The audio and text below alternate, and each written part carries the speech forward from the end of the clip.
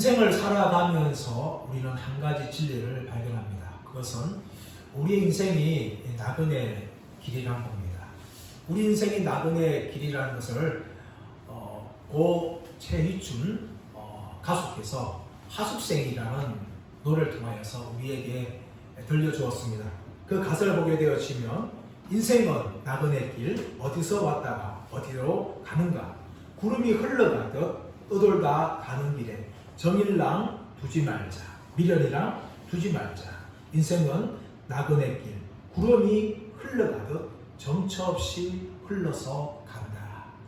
고 최희준 씨는 서울대 법대를 졸업을 하였습니다. 그리고 국민들의 인기를 얻던 가수였고 국회의원까지 역임을 하였습니다.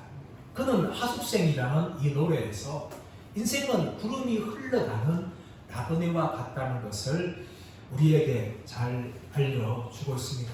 사실 우리도 인생을 살아가면서 인생이 구름처럼 흘러가는 나그네 길이라는 것을 우리 모두가 다 인정하고 겪으면서 그렇게 살아가고 있습니다. 이런 인생을 살아가는 믿음의 성도들인 하나님의 백성들에게 사도 베드로는 이렇게 편지를 쓴 적이 있습니다. 베드로전서 1장 1절 말씀 보시면 예수 그리스도의 사도 베드로는 본도, 갈라디아, 갑바도기아, 아시아와 비두니아에 흩어진 나그네 곧 하나님 아버지의 미리 아심을 따라 성령이 거룩하게 하심으로 순종함과 예수 그리스도의 피를 얻기 위하여 택하심을 받은 자들에게 편지하노니 은혜와 평강이 너희에게 더욱 많을지어다. 사도 베드로는 흩어진 백성들을 향하여서 무엇이라 표현하고 있는가 하면 나그네라고 그렇게 설명하고 있습니다. 우리 1장 17절 말씀 보시면 외모로 보시지 않고 각 사람 행위대로 심판하시는 이를 너희가 아버지라 부른즉 너희가 나그네로 있을 때에 두려움으로 지내라. 2장 11절 말씀 보시면 사랑하는 자들아 거류민과 나그네 같은 너희를 권하노니 영혼을 거슬려 싸우면 육체의 정력을 제어하라. 사도 베드로는 그가 쓴 편지를 통하여서 흩어진 나그네라고 하나님의 백성들을 부르면서 이 나그네 길을 걸어갈 때에 하나님을 두려워하면서 육체의 정력을 제어하면서 그렇게 살아갈 것을 사도 베드로는 권면하고 있습니다. 왜 그럽니까? 우리의 인생길이 이 땅에서 영원한 것이 아니라 하늘나라 본향을 향하여 인생의 길을 걸어가는 나그네이기 때문에 사도 베드로는 이렇게 권면하고 있는 것입니다. 그러므로 이 땅의 삶을 살아가는 우리 모두가 다 하늘 본향을 향하여서 나아가는 나그네임을 알고 살아가야 될 줄 믿습니다. 이 땅의 삶을 살아가면서 우리는 하나님을 두려워하며 육체의 정력을 제어하면서 그렇게 살아가야 합니다. 그 이유는 다름이 아니라 우리가 하늘 본향을 향하여서 인생의 길을 걸어가는 나그네이기 때문입니다. 오늘 본문에서 우리는 이 사실을 충분히 우리가 확인할 수가 있습니다. 46장 28절 말씀을 보시면 요셉과 야곱이 이 죄를 하는 장면을 보여줍니다. 우리는 이미 창세기 30장 이하에서 요셉 강의를 통하여 요셉 스토리에 대해서 함께 말씀을 나눈 적이 있습니다. 요셉은 17세에 노예로 팔려가게 되어지는데 이 팔리게 된 계기가 무엇인가 하면 아버지 야곱의 편애 때문입니다. 요셉에게 채소옷을 입혀주고 요셉만을 특별하게 사랑하였습니다. 거기에다가 요셉은 꿈을 꾸는데 그 꿈을 자기만 혼자 알면 되는데 다른 형들에게도 그 꿈 이야기를 합니다. 그래서 이 형들은 시기와 질투가 더욱더 강하여졌습니다. 어느 날 아버지가 형들에게 요셉을 심부름을 보내는데 형들은 멀리서 요셉이 오는 걸 보면서 저 꿈꾸는 자가 오는도다. 우리가 그를 죽여서 그 꿈이 어떻게 되는지를 살펴보자 하고 그들은 악한 계획을 도모하였습니다. 다행히도 요셉은 죽지 않고 이스마엘 상인들에게 팔려서 애굽 땅으로 가게 됩니다. 그 애굽 땅에서 바로의 이 군대대장이었던 시위대장이었던 보디발의 집에 팔게 되어지는데 열심히 충성하다 보니까 가정 총무의 자리에 올라갑니다. 근데 그 총무의 자리에 있을 때에 보디발의 아내가 유혹을 하는데 그 유혹을 거절하고 모함을 당하여서 감옥에 들어갑니다. 그 감옥에서 열심히 하다 보니까 또 그 감옥에서 간수장의 인정을 받게 되는데 어느 날 이 바로의 술 맡은 관원장과 떡 굽는 관원장이 옵니다. 그들이 꿈을 꿉니다. 그 꿈을 해석해 주었는데 요셉의 해석대로 떡 굽는 관원장은 목에 달려 죽고 술 관원장은 풀려나서 다시금 바로의 자리에 서게 되었습니다. 그런데 술 맡은 관원장이 요셉이 자신의 꿈을 해석해 주고 자신이 다시 복직하게 되지만 나를 생각해달라는 것을 잊어버립니다. 2년이 흘러갑니다. 어느 날 바로가 또 꿈을 꾸지요. 7년, 6년 이 관한 꿈을 꾸게 되어지는데 술 맡은 관원장이 자신의 꿈을 해석해 준 요셉이 생각나서 바로에게 말합니다. 요셉이 일로 통하여서 바로 앞에 가게 되어지고 바로의 꿈을 해석해 주니까 이렇게 신의 감동되다가 누구냐 하면서 요셉을 애굽의 총리 자리에 세워줍니다. 시간이 흘러져서 가나안 땅에도 기근이 심하게 되어지니까 형들이 양식을 구하기 위해서 애굽 땅에 내려와서 요셉에게 섭니다. 요셉은 처음에 자신을 맡기지 않았지만 나중에 자신을 드러내고 형제들과 눈물을 흘리며 그렇게 다시금 만납니다. 그리고 이 소식이 바로에게 들어가게 되어지고 바로는 자신의 수레를 내주면서 너희의 아버지와 모든 형제들을 이 애굽 땅에 내려와라. 그리고 내가 좋은 땅에 너희 줄 것이다. 그렇게 요셉에게 명령을 합니다. 요셉은 그 명령대로 순종하여서 형들을 보내면서 자신의 수레를 가지고 아버지를 모시려고 말합니다. 형들은 올라갑니다. 아버지 죽은 줄 알았던 요셉이 살았습니다. 그가 바로의 총리 대신이 되었습니다. 벼랑한 소식을 들었던 야곱은 믿지 못하였습니다. 하지만 요셉이 보내주었던 수레를 보면서 사실인 것을 야곱이 깨닫고 그 수레를 타고 내려오게 됩니다. 그런데 야곱은 내려오는 중에 먼저 유다를 자신의 앞에 보내서 요셉으로 인도하는 내용이 오늘 28절에서 그렇게 시작이 됩니다. 공교롭게도 유다를 보냅니다. 유다가 누굽니까? 창세기 37장 이하에 보시면 요셉을 팔 때에 그 사건을 주도했던 사람이 유다였어요. 구덩 위에 던졌는데 나의 유다 죽이지 말자 하면서 그는 우리의 동생이며 우리의 혈육이다. 그래서 우리는 저 이스마엘 사람들에게 팔자 하면서 요셉을 파는데 앞장섰던 사람이 유다였어요. 그런데 공교롭게도 야곱은 유다를 요셉에게 먼저 보내서 자신을 인도하게 합니다. 유다가 먼저 가서 또 요셉에게 아버지를 인도하고 29절 말씀 보시면 요셉과 아버지가 만납니다. 무려 22년 만의 만남이었습니다. 요셉이 17살에 팔렸을 때에 야곱의 나이는 108세였습니다. 그리고 22년 흘러서 야곱이 130세가 되었을 때에 요셉은 39살이 되었습니다. 무려 22년 만에 야곱과 그 아들 요셉이 죄를 합니다. 그리고 서로 껴안고 서로 울게 되어집니다. 29절 말씀 보시면 누가 먼저 껴안았는지 누가 울었는지에 대해서 정확하게 나오지 않기 때문에 아마도 추측하겠는데 아버지였던 야곱과 아들이었던 요셉이 동시에 껴안고 울지 않았을까? 그렇게 우리는 얼마든지 생각할 수가 있습니다. 이렇게 운 후에 야곱이 30절 말씀 보시면 내가 이제 조카도다. 내가 너를 보았으니까 내가 이제 죽어도 조카도다. 여한이 없다. 그렇게 말을 합니다. 여러분 사실 부모라면 이 야곱의 심정을 얼마든지 이해할 수가 있습니다. 22년 전에 죽었다고 생각했던 그 아들을 22년 만에 자신의 눈앞에서 보게 되어지고 껴안을 때에 여러분 그 아버지가 어찌 눈물을 흘리지 않을 수가 있을까요? 이것이 아버지 야곱의 모습입니다. 그래서 요셉을 향하여서 내가 네 얼굴을 보았으니까 이제 죽어도 여한이 없다 라고 이야기할 수가 있는 것입니다. 여러분 그런데 야곱이 이렇게 요셉을 만나서 이 말을 하고 난 후에 무려 몇 년을 더 사는가 하면 17년을 더 삽니다. 야곱이 요셉을 잃어버렸을 때가 17살이었어요. 그런데 요셉을 다시 만난 후에 17년 동안 요셉과 더 살고 야곱은 147세에 하나님 앞에 이 부름을 받게 되어집니다. 지금 요셉을 만났을 때 내가 이제 죽어도 여한이 없다 조카도다 라고 말했던 야곱인데 무려 17년을 더 산 것을 성경은 기록을 합니다. 여러분, 이것을 통해서 우리는 무엇을 할 수 있습니까? 우리의 생명이 우리의 것이 아니라는 것입니다. 우리는 정말 인생의 기쁜 일을 만날 때에 이제 조카도다, 내가 죽어도 좋다 라고 말할 수 있어요. 반대로 너무나 고통스러움을 만날 때 내가 죽고 싶다, 그렇게 우리는 말할 수가 있습니다. 그러나 여러분, 우리의 생명은 우리의 것이 아니고 하나님의 것입니다. 그러므로 우리가 마음대로 우리 생명을 좌우하는 것이 아니라 우리의 생명이 하나님 것인 줄 알고 우리의 인생을 향한 하나님의 뜻과 계획을 분별하며 이 땅의 삶을 살아가야 하는 것이 우리 믿음의 성도의 자세인 줄 믿습니다.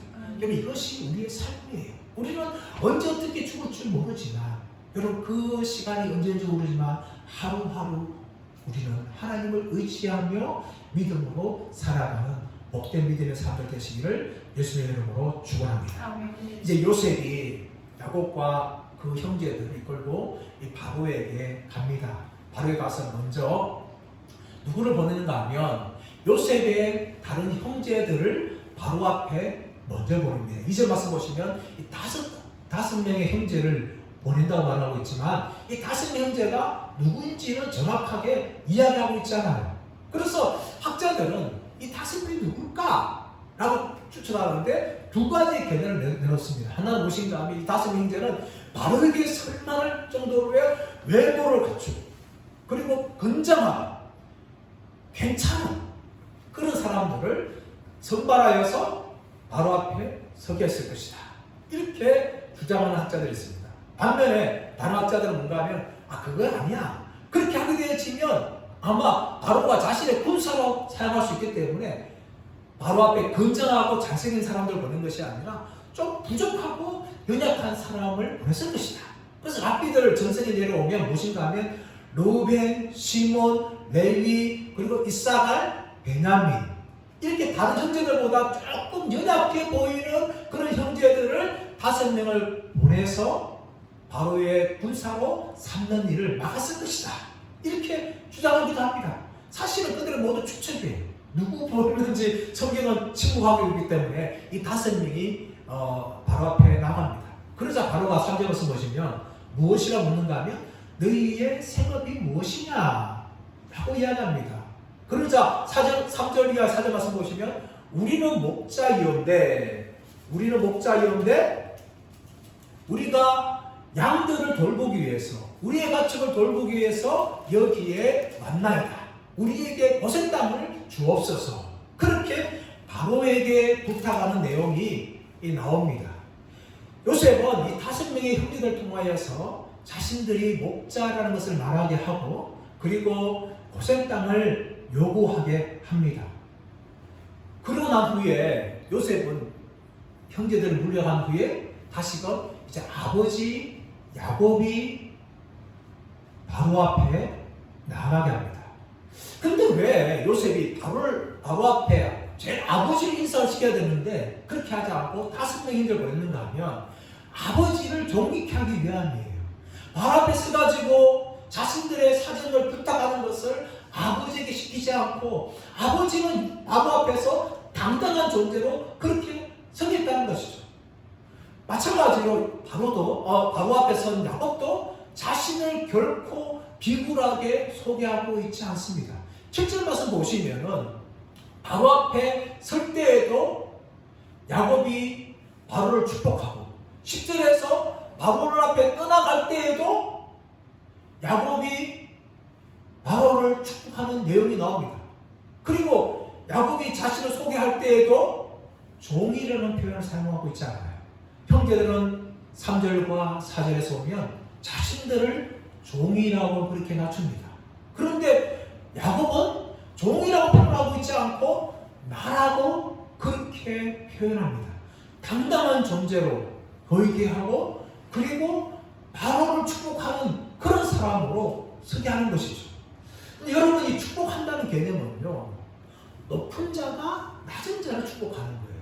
히브리서 말씀 봐보시면 7장 말씀 보시면 이 살렘 왕 멜기세덱이 아브라함을 축복하는 내용이 나오면서 7절 말씀에 무엇이라고 언급하는가 하면 높은 자가 낮은 자를 축복함이니라. 다시 말하면 살레왕 멜기세덱이 아브라함보다 더 높은 사람이고 살레왕이고 제사장이기 때문에 아브라함을 축복했듯이 야곱이 바로보다 더 높고 존귀한 자이기 때문에 바로를 축복한 것이다. 그렇게 설명할 수 있어요. 그런데 이것은요, 상식적으로 우리가 이해하기가 참 곤란해요. 세상적으로 볼 때 여러분, 바로가 높은 존재일까요? 아니면 130살 먹은 야곱이 높은 존재일까요? 바로지요. 이 바로는 어떤 존재입니까? 바로는 그 당시에 세계의 가장 최강국인 애굽의 왕이었어요. 그에 비하면 야곱은 이 작은 가족의 족장수뿐입니다. 바로는 어마어마한 그 당시에 영토를 가졌어요. 그런데 야곱은 가나안에 들어와서 겨우 세겜 땅 그 정도만 땅을 돈을 주고 산 사람에 불과합니다. 바로는 그 당시에 신의 아들이라고 여겨졌고 많은 백성들의 존경을 받은 존재였어요. 숭배를 받았죠. 그런데 야곱은요, 이름 없는 총무유로 노인에 불과한 존재였습니다. 그렇다면 세상적인 기준을 보면 야곱은 바로에 비해서 아무것도 아닌 존재예요. 그런 아무것도 아닌 존재가 오히려 바로를 축복하고 바로에게 당당하게 자신을 소개하는 그런 장면을 오늘 성경은 보여주고 있어요. 그렇다면 이것이 어떻게 가능했을까요? 두 가지 이유 때문입니다. 하나는 무엇인가 하면 야곱의 나이가 130세였다는 것입니다. 8절 이하의 말씀 보시면 네 나이가 얼마냐? 라고 바로가 물을 때에 야곱이 내 나그네 길이 130세입니다. 130년입니다. 이야기합니다. 이 130년이라는 것은 사실 이 바로를 굉장히 충격을 주는 말입니다. 왜냐하면 애굽의 사람들은 인간이 가장 늦게 죽을 나이가 110세라 생각했어요. 그런데 그 110세도 훨씬 넘었던 20년 넘었는 130세의 노인이 자신 앞에 서 있는 거예요. 그러니까 야곱이 바로를 축복하니까 바로는 꼼짝없이 그 노인의 축복을 받게 되는 거죠. 바로는 가장 강력한 위대한 왕이었지만 자신 앞에 서 있는 이 노인이지만 130세라는 그 나이 앞에 완전히 기가 죽은 거예요.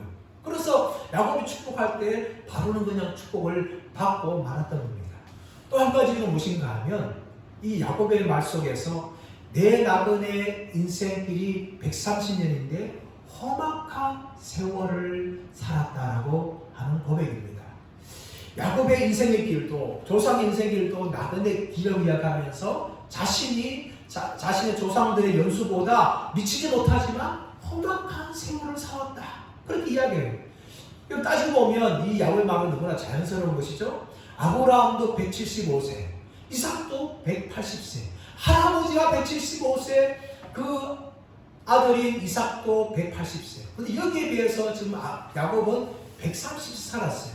그렇다면 조상들의 연수에 비해서 아직 한참 모자라는 것이죠, 여러분. 그렇기 때문에 야곱이 자신의 조상들의 나그네 길에서 미치지 못하지만 결정적 한마디 하면 뭔가 하면 험악한 세월을 보냈나이다. 이렇게 이야기하는 거죠. 이 험악한 세월이라는 것을 다른 성경에 보게 되어지면 불행한 세월, 고통스러운 세월이라는 말입니다. 여러분, 야곱의 인생은 130년이었지만 아브라함과 이삭에 비하면 참으로 험악한 세월을 보냈다라고 말할 수가 있어요. 이 젊으실 때는 아버지 집에 살았지만 야곱은 늘 욕심을 가지고 있었어요. 이 장자권에 대한 욕심, 장자 축복에 대한 욕심을 가지고 있어서 아버지 이삭을 속이고 장자 축복을 받아냅니다. 그런데 그 일 때문에 형 에서에 미움받게 되어지고 외삼촌 집으로 도망을 가게 되어지죠. 이 외삼촌 집에서 20년을 보내면서 사랑하는 아내도 만났지만 그 외삼촌 안에서 정말 생고생하게 되어지고 또 자신을 두고 두 여자를 빌대서 또 두 첩이 피터지게 싸우는 그 장면을 보게 되어지고 형제들 간의 갈등을 그는 겪으면서 살아갔습니다. 하나님의 은혜로 겨우 자신들의 재산을 불려서 가나안에 돌아오는데 그 가나안에서 어떤 일이 발생합니까? 세겜 땅에서 자신의 딸이 겁탈을 당하게 되어지고 또 그것 때문에 시몬과 레위와 또 다른 형제들이 살육을 하게 되어지고 약탈한 일을 하면서 자신의 가족이 완전히 죽을 수 있는 정말 위기에 처합니다. 하나님의 은혜로 베델로 올라가서 제사를 드릴 때 모든 부족들을 두렵게 함을 통하여서 안전하게 되었는데 이 헤브론을 돌아오는 길에 자신이 가장 사랑했던 아내인 라헬이 에브라 가는 길에서 그만 죽음합니다. 그리고 에델 망대에서 자신의 장남인 루벤이 첩이었던 빌하를 겁탈하는 그런 일이 발생합니다. 그리고 헤브론 땅에 들어왔을 때에 요셉이 짐승에 죽였다는 소식을 듣게 되어집니다. 여러분, 이런 야곱의 인생은 어쩌면 야곱의 표현처럼 험악한 세월, 불행한 세월, 그리고 고통스러운 세월을 보낸 인생입니다. 그러나 여러분, 야곱만 불행한 세월, 고통스러운 세월을 보냅니까? 우리도 이 땅의 삶을 살아가면서 야곱처럼 내 나그네 길이 얼마 되지 않지만 험악한 세월을 살고 있습니다 라고 말하는 사람이 사실은 한두 명이 아닐 거예요, 여러분. 그러나 여러분, 야곱은 이 험악한 세월을 통해서 바로 앞에 당당하게 서고 바로를 축복하는 그런 믿음의 사람으로 새롭게 세워지는 것을 볼 수가 있습니다. 이것은 무엇을 말합니까? 인생을 살아가는 모든 사람들이 험악한 세월을 살게 되어지지만 그 험악한 세월을 어떻게 보냈느냐에 따라서 믿음의 사람으로 설 수 있는 것이고 그렇지 않은 사람으로 우리는 살아갈 수가 있는 것입니다. 야곱은 이 험악한 세월을 살면서 그는 믿음의 사람으로 세워졌고 결코 바로 앞에서도 기죽지 않고 당당한 그런 사람으로 서서 바로를 축복하는 영적인 사람이 된 것입니다. 이 비결이 뭡니까? 그것은 바로 이 험악한 세월을 보내면서 야곱은 나그네 길을 살아갔다는 것입니다. 왜 나그네 길은요, 이 땅의 삶을 살고 있는 모든 사람들이 다 우리가 인정하는 길 아닙니까? 우리 모두가 다 언젠가 이 땅을 떠나야 되는 나그네처럼 살 수밖에 없는 것이 우리 인생이에요. 그러나 여러분, 이 나그네 길을 야곱은 평범하게 살지 않았습니다. 이 나그네 길에서 야곱의 인생에는 두 가지의 중요한 사실이 있었어요. 그 하나가 무엇인가 하면 야곱은 이 나그네 길에서 하나님을 만나는 삶을 살아간 것입니다.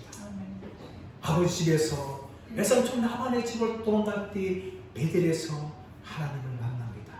또 외삼촌 집 라반에서 고생할 때 20년이 찼을 때에 하나님께서는 가나안 땅으로 돌아가라 그를 만나 주십니다. 에서를 만나기 전에 약복 강가에서 어떤 사람과 씨름함을 통하여서 브니엘 하나님의 얼굴을 만나는 그런 경험을 야곱은 합니다.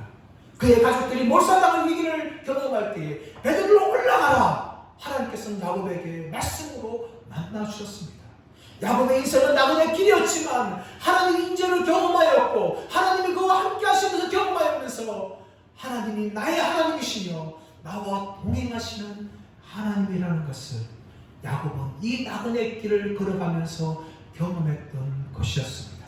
그래서 이것을 통하여서 야곱은 하나님을 믿는 믿음의 사람이 되었고 하나님을 철저하게 의지하는 그런 사람으로 새롭게 태어났습니다. 그 이제는 눈에 보이는 것이 전부였습니다. 장자뿐이 전부였고 장자축복이 전부였지만 그는 믿음의 사람으로 변화되면서 또 한 가지 영적인 삶을 사는데 그것은 무엇인가 하면 하늘 본향을 바라보는 삶으로 살아간 나그네 길을 걸어갑니다. 히브리서 11장 13절 14절 말씀이 이렇게 말합니다. 이 사람들은 다 믿음을 따라 죽었으며 약속을 받지 못하였을 때 그것들을 멀리서 보고 환영하며 또 땅에서는 외국인과 나그네임을 증명하였으니 그들이 같이 말하는 것은 자기들이 본향 찾는 자들이심을 나타내미라.